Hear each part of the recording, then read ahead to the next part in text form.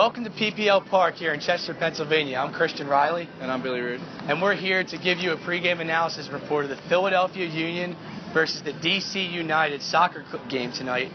And Billy, it's easy to say that the Philadelphia Union have been off to a miserable start so far this season. Yes, very much so. What are they so far? 1-7-3. DC United is off to a much better start. So it's going to be a tough game for the Union. And the coaches and the players are definitely feeling the pressure. Here's a quote from the Union head coach, Jim Curtin, and he said, "It's been a real tough time, obviously. I've never been part of something this difficult. I guess maybe at Villanova when I was playing there, but professionally, this is the first time I've gone through a tough time like this." So the Union are off to a 1-7-3 start with just 6 total points, and they are standing in 9th out of 10th place here in the Eastern Conference. So Billy, let's talk about it. What do the Union have to do differently from this point forward to climb up the standings a little bit, at least in the points total, to make them somewhat respectable?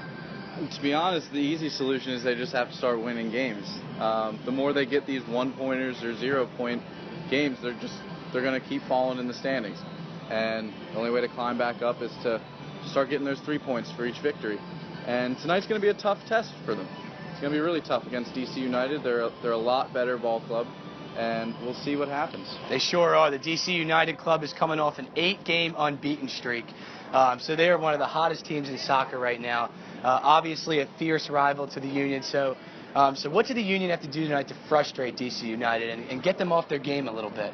They'll just have to play hard and really attack defensively, I'd say. They have to really pressure the ball and get into the heads of the DC players. That's the only way they can really have a chance in this one. I mean, they're not as talented as the other team, but sometimes you can break a team by pressuring them. And DC United is obviously coming off of a fresh victory against Orlando City on Wednesday night.